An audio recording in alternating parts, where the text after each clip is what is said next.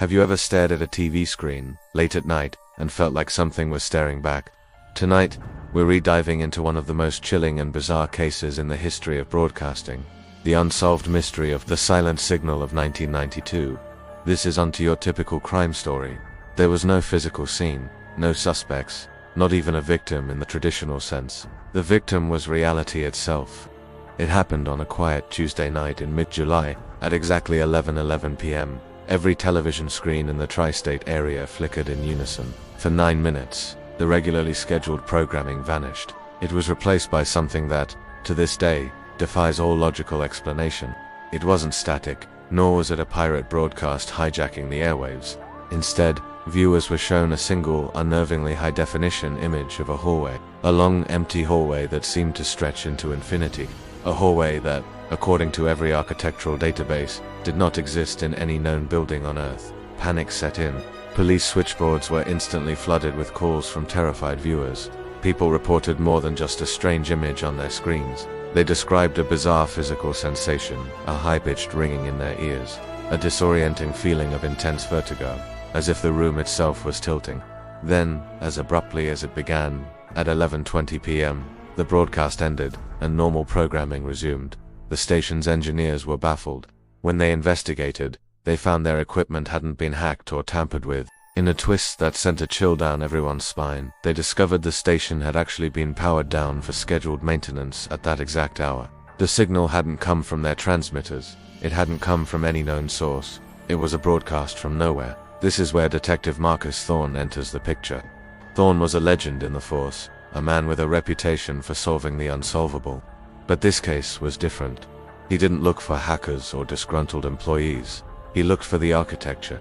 He became obsessed with the 9-minute footage, analyzing it frame by agonizing frame, and he noticed something impossible. The shadows in the hallway didn't obey the laws of physics. They moved and shifted independently of the light sources, as if they had a life of their own. Years later, Thorne's private notes from the investigation were recovered, and they revealed the true depth of his descent into this mystery. He discovered a hidden pattern within the strange flickering of the overhead lights. It was Morse code, but it wasn't spelling out words in English or any other human language. It was a complex mathematical sequence.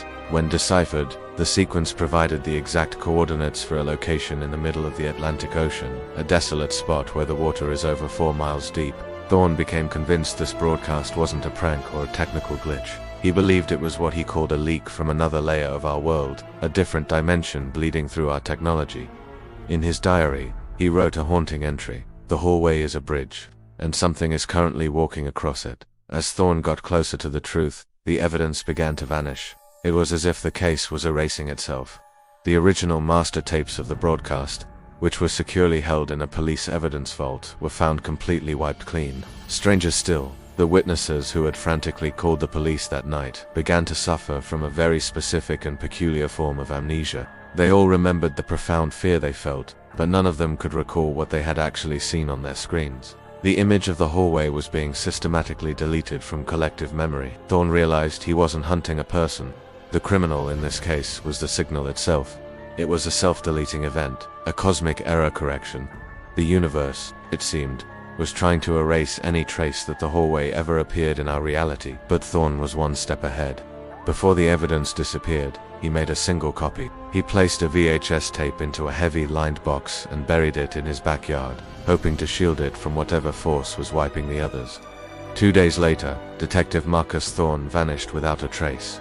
His house was found perfectly intact.